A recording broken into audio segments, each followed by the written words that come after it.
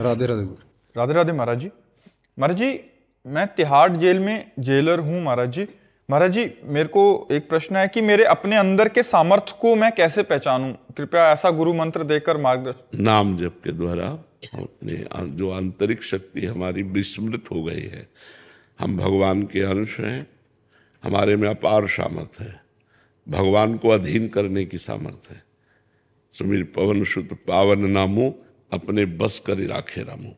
भगवान के भजन के प्रताप से हनुमान जी ने भगवान को अपने अधीन कर लिया। भगवान का नाम एक प्रेमाधीन है। जो हमारे अंदर जो शक्ति है वो खो चुकी है, क्योंकि हमने अपने को देह मान लिया। देह में एक लिमिट शक्ति है, देह में एक सीमित पावर है, लेकिन मेरे में बहुत अपार पावर है। तो जो जितना अपने पावर को जागृत हो जाता, अब जैसे सिद्ध लोग हैं, आकाशचारी, आकाश से चलते हैं, दूसरों के मन की बात जान लेते हैं, वो पत्थर में भी प्रवेश कर सकते हैं, तो वो अपनी शक्ति को जान गए ना। हम देह भाव में है ना। जैसे अभी आप ईमानदारी से देखो, आप अपने को देह ही तो मानते हैं ना।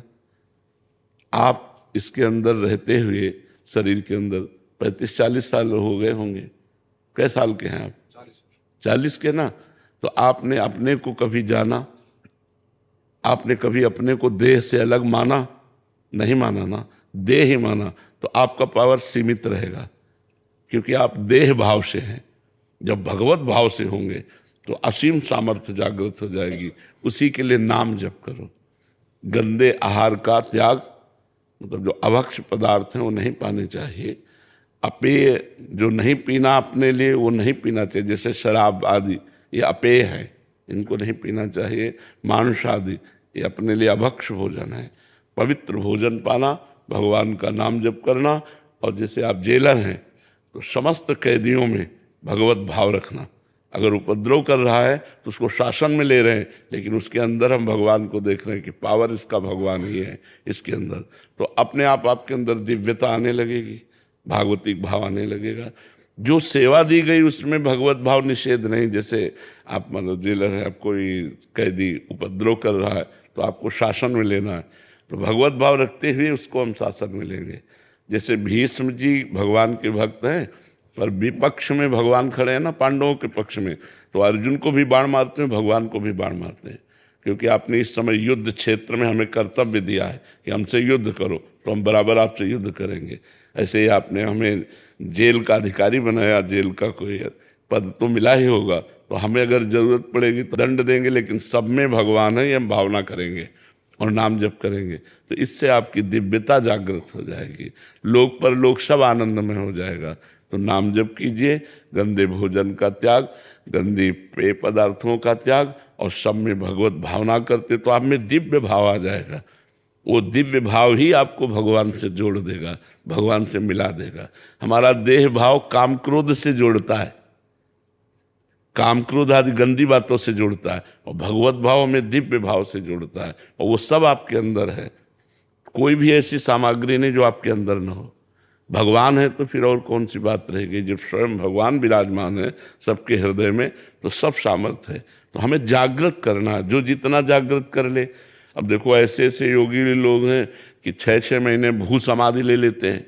गड्ढा खुदवाया, उसके अंदर हो गए, ऊपर से पैक हो गए, 6 महीने उसी में है, और फिर इसके बाद जीवित निकलते हैं। तो उन्होंने अपनी शक्ति को जागृत किया कि 6 महीने प्राणवायु को रोक करके भगवान की आराधना, तो जागृत की ना शक्ति, जो जितनी जागृत कर ले। तो ऐसे तो सारी चीज़ें मेरे हिसाब से मैं बेहतर कर रहा हूँ, फिर भी मुझे लगता है कि मेरे अंदर पोटेंशियल और है, तो उसको और किस तरह से उभार के मैं ला सकता कह रहे हैं कि मेरे में बहुत और ज्यादा शक्ति है। हाँ है, सब में है, ये हम स्वीकार करते हैं, सब में है। क्योंकि जब भगवान है तो सब है। हम तो बात तो वही कह रहे हैं ना कि जब भगवान बैठे हैं हृदय में तो सब सामर्थ्य बैठी हुई है आप सबको। इसीलिए हम इशारे से आपको बताया कि अगर दंड देने की बात आएगी तो हम भगवत भाव करते हुए उसे दंड देंगे। तो आपके प्रश्न से अलग उत्तर नहीं, अगर आप इसे समझो तो इसे अच्छी तरह समझ सकते हो। अध्यात्म के बिना आत्मशक्ति जागृत नहीं होती। आप अपनी जितनी सामर्थ्य रखते हो तो देह भाव से रखते हो। अभी दिव्य सामर्थ्य नहीं जागृत हुई, वो सामर्थ्य अध्यात्म से जागृत होती है। इसलिए अध्यात्मवान बनो। भगवान का नाम जप किए बिना तो बात बनेगी नहीं, और कोई उपाय है नहीं। अध्यात्म के बिना आत्मशक्ति को जागृत करने का उपाय नहीं है। देखो, पूरे त्रिभुवन का शासन करते हैं यमराज जी।